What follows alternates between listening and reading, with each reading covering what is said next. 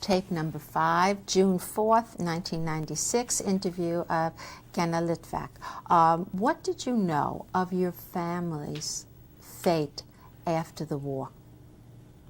We sent out lists. Every camp had lists, and we searched and searched. I could not find one name that would be my cousins or aunts or uncles. We had one and only aunt in, at that time, Palestine. And we tried to remember because of the war, we just forgot her last name. But somehow she, in Palestine, found our name, that we are alive, because all these lists went from camp to camp and also to Palestine. And she found it, and she wrote us a letter, because it did give Binder Michel, and she wrote. So I knew that there was one aunt alive. And that's it. That's it. I absolutely have no idea what happened to any of my cousins, any of my aunts, uncles. My grandparents died before, so I have no idea whatever happened to them. I don't know what happened to my brother. But I have to tell you this, that 15 years ago, remember my brother was 8 years older than me. 15 years ago, I was 53, and since he was 8 years older, he would have been 61, and he was very handsome before the war and tall. And he used to go out with girls that were older than him. And I went to a wedding, and a very old, at that time to me, gray-haired lady came over to me, and she said, "Are you Genia Cohn from Lodge?" And I said, "Yes." She said, "I was your brother's girlfriend, and I have to tell you that Ziggy caught me because I was going to faint. My picture, I have no picture of my parents or my brother, no one, because I was naked in Auschwitz. I picture a 20-year-old handsome man, and this old lady wants to tell me that she was his girlfriend." I was so, I thought I'll faint. He caught me, set me down, and brought me a drink. I had to go outside for a half hour to recuperate. It shook me up so badly, because how dare she? He was a young, beautiful guy. And this lady, I had to bring this up because this is such an incredible thing that in my mind, I see my mother at 40. I don't know what she would look like now. I don't know. And I have to go really deep into my memory to remember my mother and father and my brother. I have no pictures, I have no inkling. It really, I found a lady that knew my parents. She was my sister Bronca's friend, and she remembers that my mother was very beautiful. I cling to her like she was my sister, because she remembers my parents. So I have no idea how anyone died, how this whole family was wiped out. I have no idea. Let's move on to a happy page in your life. When did you meet your husband? I met Ziggy being in a hospital. As I mentioned, my sister Bronca worked for the Air Force, and she used to send me special things, medication that they didn't have yet, or food. And she just, I don't think, she couldn't come during the day because she was working. So she just picked Ziggy. She liked him. He just came from Germany. He really did. She didn't know him well, but she liked him. She said, "Would you mind going to my sister to town, to the hospital, and bring her this package?" Would you say Ziggy's name and spell it for us? Z-I-G-G-Y. Oh, you want this? Z-Y-G-M-U-N-T. All right, and the last name? L-I-T-W-O-K. What was your first reaction to Ziggy when he brought you the medicine in the hospital? I didn't fall in love. I was sick. I was concentrating on getting better, but obviously he did, because he kept on coming back every single day with a little package. And when I came back to Binder Michel, he just was visiting me all the time. And I guess I fell in love too. I got very... When did you get engaged? We got engaged in 45, because Ziggy found out his parents are alive. We could not get married. Everyone else was getting married, but we waited for his parents and his sister Stella to come to Bindermich, to Austria from Russia. And when did you get married? We got married November 24th, 1946. What do you remember of the wedding? I remember of the wedding that the camp that consisted of a lot of people, hundreds of people, the door was open and anyone that wanted to come in was welcome. I did get a dress, a wedding dress, I don't even have a picture, from his aunt that lived in the United States. It was a very old-fashioned dress with a veil that was falling apart, but I wore it. That's and what we had one friend of ours that played the accordion, and everybody was extremely happy. It was not sad at all. It was, we were just happy to be alive, and like I said, everybody was welcome. It wasn't invitations, and it wasn't you come and you don't. Whoever wanted could come. And what type of living accommodations did you have at Camp Bindermacher? We still had in Bindermich the same, with the difference that I had a roommate, my sister. So she had to move out into the other room and get a roommate, and Ziggy was with me. Mm-hmm. What type of work did you do in the camp? I always wanted to be a nurse when I was little. I always wanted to be a nurse. And that gave me a chance to... I was working in a makeshift hospital in Bindermich, and I was trying to help, you know, I was not a trained nurse, but whatever the doctors told me, cleaned out the wounds and put new Band-Aids on, and I did pretty good. Because I really wanted to do that all my life, so I guess I was good. I worked like that for a year and a half, 2 years, and then I started, there was a young woman dentist that needed an assistant. So she asked me if I would work with her, and I did. Okay. Why did you and your husband decide to immigrate to the United States?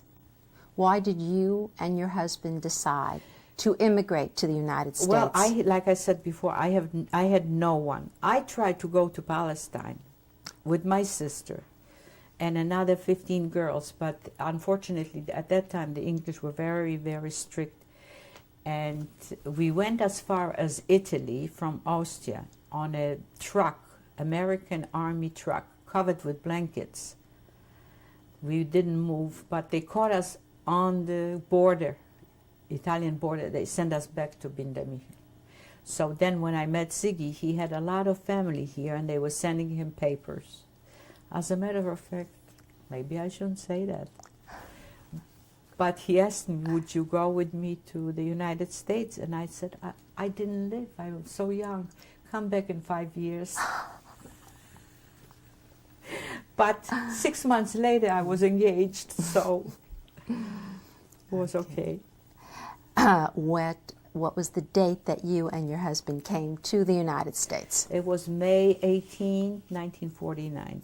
Was it hard or easy to start a new life in the U.S.? Yes, it was hard to start because we had no money. We had like $5 between us, but and we decided to go, since it was May, the end of May is Memorial Day. Part of his family had a hotel where they had people coming for Memorial Day. So we decided to go and work there. And Ziggy became a bus boy since we had no apartment. And we could live there and eat there and spend the summer. And I was an assistant counselor. And I learned English because of the children. Mm-hmm. I had 3, 4-year-old ones that I was assisting with. Mm-hmm. And I had to. And I was also very young, so I caught English quite well. At the end of the summer, when the hotel closed, where did you go? Between, not from because they paid us very little, but you depended on tips, which the first tip I got, I was crying and I carried on. I didn't want to stay and wait for tips, and I didn't. And the owner of the hotel said, you will get nothing. And I was hiding in the room, but the people felt sorry. that I came from Europe and I am not waiting there for tips, so they would send it to me by mail. And an assistant counselor would get $2 a week. I got $5 because putting it in the mail, I suppose they didn't want to put 2, so they put 5. At the end of the summer, we had quite a bit of money to afford a furnished room in Manhattan, and we started looking for work. And what was your first job? My first job was on Pearl Street near Wall Street, putting rhinestone sets into boxes. It didn't last too long, only 7 days, I think, or 6 days. And what did you do next? Next, Ziggy's uncle, who was a jeweler, saw that I used to go with the New York Times, but I couldn't get a job.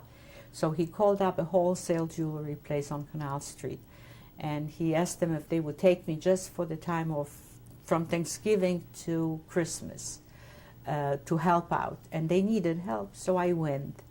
And of course, I went to the back doing almost the same thing, repairing and putting things in boxes. And Thanksgiving, one of the bosses said to me, do you want to do overtime? Do you want to make more money? And I said, yes, of course I do. So I came in Thanksgiving, and they would not allow me to go back. They said, you have to sell outside. I wasn't happy because I didn't speak well English. But he said, you know how to write and read? These are store owners. They'll point, and you give them what they want. So I did that, and I never went to the back again. I became a #1 salesperson. How long did you work at that job? I worked there quite a long time. I was in 1951. My daughter was born 2 weeks before delivery. I stayed home, and 3 weeks after delivery, I went back to work because Ziggy's parents were with us living. So I was, and the job was, they were very good to me. They let me come at 10 so I can feed the baby, formulas, and go home at 3 so I have no rush hour, so I can bathe the baby. And I did the same thing with my son, who was born in 54. I worked there for quite a few years. What are the names of your children? My daughter's name is Evelyn, and my son's name is Stephen. Okay. And you went back to work after each child was born? Yes. Okay. When did you leave this jewelry job? Jewelry place. I left when we moved to Riverdale, which was 5 years old, 1956, 57. Did you continue to work once you were in Yes, I Riverdale? did. I started working for my husband, who went into business by him with a partner, and they had wholesale drugs, and I did bookkeeping. His partner's wife did receivable, I did payable, and we exchanged. And an accountant used to come in once a month. Otherwise, we answered the phone and did the bookkeeping. Till what date did you continue to do the bookkeeping? Again, for 7 years. For 7 years, until we moved to Teaneck. Now, from Teaneck, New Jersey, to go to the Bronx was very difficult. And I did not have 2 cars, so Ziggy was going 7 o'clock in the morning, and I had children that were going to school. So I stopped working at that time for him. And I stayed home for a few months, and then I decided I can't, and I went looking for a job on Route 4, which has all the department stores, and I worked for Bamberger's, and I got a part-time job between 1 and 6. How long did you work at Bamberger's? Again, until we moved to Manalapan, many years, 8 years, I suppose. And once you moved to Manalapan, I what went to did you work do? again Where? in Bamberger's, East Brunswick, Brunswick. because they already knew me. And I worked until my back started hurting, and I wasn't able to stand up so many hours. And I stopped working. I was home. My children were gone already. My daughter was in graduate school, and our son was in college. And I could not stay home, so I became a volunteer in Freehold Hospital, which really is something that I like to do. Wonderful. And I was there for 2.5 years until my back again, I had problems. I had a kidney bypass. which is very unusual. I had very high blood pressure, and they discovered that the arteries were blocked. You now have 3 beautiful grandchildren. Could you list their names and when And they a were very born? beautiful And a beautiful daughter-in-law. daughter-in-law. All right, let's talk about your daughter-in-law first. Yes. What She is her Israeli name? born. She's a fantastic young woman. And her name is Nurit. Please spell that. Nurit. And your grandchildren? Grandchildren is Jonathan is first born in Israel. Yonthon. And second one is Daniel, born in the United States in Freehold. And the third one is a little girl born in the United States, in Freehold Hospital, Anat, Anat.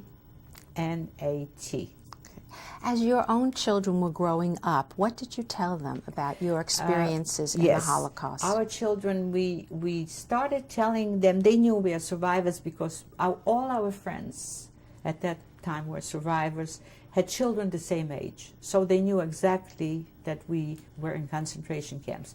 We did not tell them any details until the book Exodus came out, and also the movie. First the book.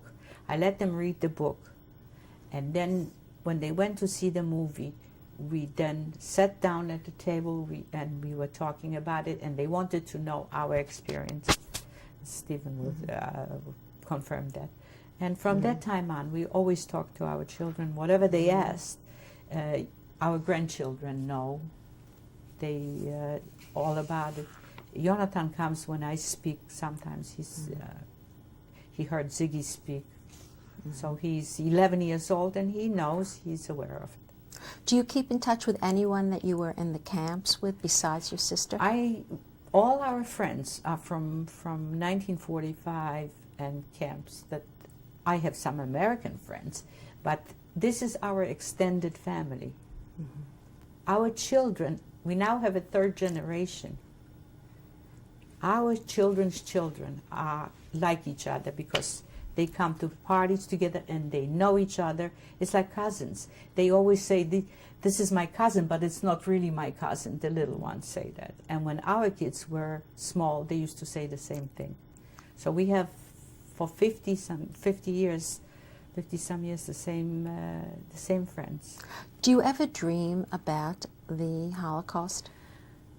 I'm fortunate. My sister dreams a lot. I do, but not as often as some people. Ziggy dreams a lot, not as often. Well, I'm sure that tonight, every time I speak, I would get up, I fall asleep, but then I get up like 3 o'clock in the morning. And all I'm saying is, how could I be there? Was I really there? How could this be? Was this really? I never blame anybody. I only am angry at people that deny that they knew it. But I don't blame people if they say, how is it possible? Because I ask myself, was I there? How did I survive? I didn't have anything extra. I didn't push. I absolutely don't know. It's just, I guess I was supposed to. A young little boy asked me when I was talking to him, and I said, I guess I was supposed to be a witness to tell you all about it. How do you feel your experiences in the Holocaust have influenced your life and how you've raised your children? Well, it'll be hard to describe how it changed my life. I came from a middle-class family with at least 70 members, and I can't really tell you how. Of course, it changed my life completely, absolutely. How did I raise? I tried to raise my children with Ziggy without prejudice. I tried to tell them not to be prejudiced, because prejudice is what did to us. The only crime we committed is that we are Jewish. That's the only crime I committed. I didn't ask my parents before I was born, will I be Jewish or will I be Christian? I didn't. I had no power in that. I was born a Jew. That's the only crime I committed. And my sister and my whole family. There is no crimes. What message would you like to give the world about your experiences in the Holocaust? I like them to be, not to be that prejudiced and not to be anti-Semitic, and to look at the other person and understand it and never let this happen again. However, they're not listening because it's happening in Bosnia. They're not listening. No one is listening. It's so pitiful that maybe they don't have a Holocaust like we did, where 6 million people, 1.5 million innocent little babies were thrown on trucks and shot. They don't have that maybe as bad, but you still have it. You still have it. Even the Irish people, why are they fighting? I mean, Protestant and Christian, how close can you get? So my message is, please don't let this happen again. Never again. I will do anything. If anyone will call me, as small as I am, if anyone will call me, you dirty Jew, you can be rest assured that I'll jump him. I don't care if I die. No one is ever going to do this to me again. Never. Thank you. It has been an honor to know you I and thank to you. interview you. I thank you. And you too. This is me on the right, working in Camp Bindemichel as a nurse. What date would this be? What That year? would be 1947.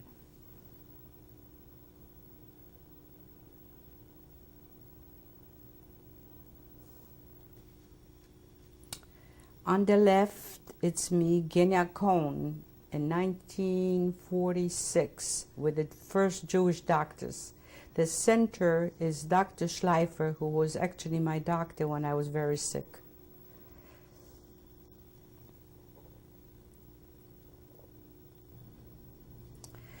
Now that's me assisting a dentist in GeniaLitwok at that time, assisting a young dentist in 1947. Where was this located? Bindemichel, Camp Bindemichel.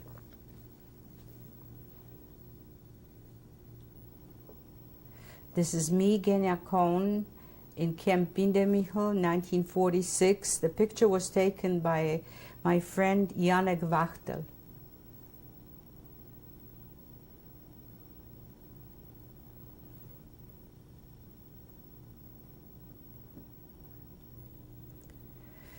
That's me, GeniaLitwok, with my sister Bronca Cerebrin, going to the Washington Gathering of Survivors in 1981.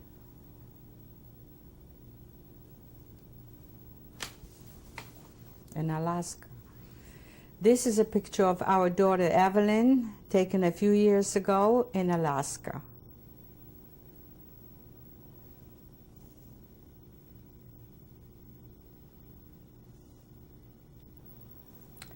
This is a leaflet that was given out when I spoke to the second generation in November 14, 1995.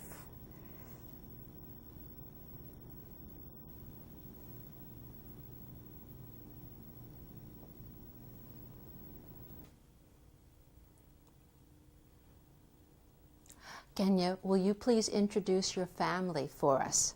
Okay, I'm GeniaLitwok. To my right is my husband, Ziggy Litwok. And that's Stephen, our son.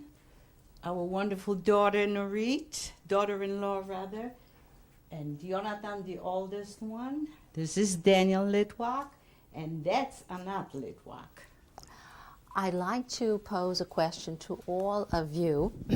How and when did you learn about your parents' or grandparents' experiences in the Holocaust?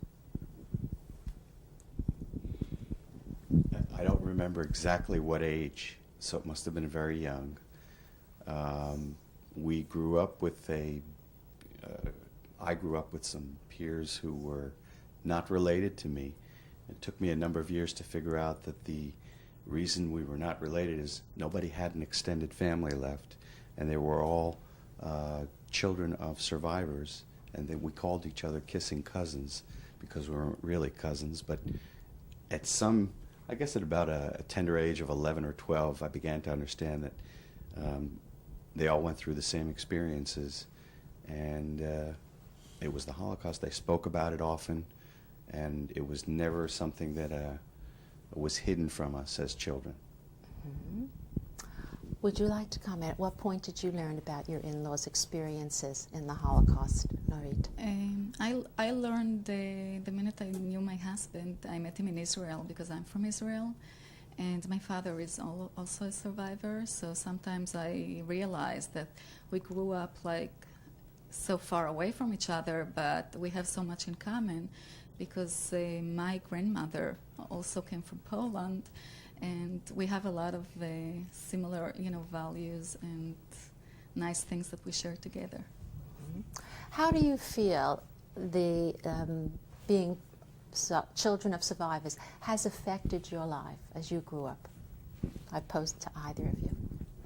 Well, the most obvious thing in my life that was a major change of direction was after college choosing to go back and live in Israel. And winding up there for 9 years, it was for me finding something in life where I identified with Judaism not from the religious point of view, but more historical or secular point of view, where I fell in love with the country, I fell in love with the people, and I realized that as long as there is a strong Israeli army, chances are nothing like that would have happened in the past. I wound up serving in the Army and spending time in Lebanon in 1982. It was a major change, and it all comes back in my mind to the fact that I had the upbringing I did with parents who were survivors. Mm-hmm. Would you like to comment on that? How being the child of a survivor has affected your life? I think the most, the major thing that affected me was the importance of family and tradition, and that this should go, to the next generations as long as, we'll live, because we are. I'd like to pose the next question to all of you. What lessons do you feel the world should learn from your parents' or grandparents' experiences? Anybody want to say anything? You want to? Mm-hmm. No. Dan? Dan? Here, Dan, think out loud. What lessons should the world learn? Can you think of something? Should never happen again. Okay. Okay. Mm-hmm. We have still witnesses with us to history that can basically refute anything that's written in the event that people try to change history. And what we have to do is make sure that more and more people hear the story firsthand and not have to wait for this generation that has witnessed the Holocaust to die out. Do you want to comment on what you feel the world should learn from the Holocaust experience? Anybody? I think the major thing after living here in America for me for a few years is that we have to respect each other and,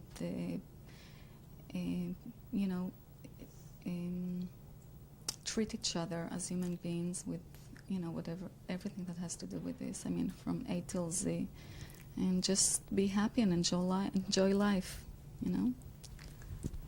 On that very lovely note, I want to thank all of you for taking part in the interview.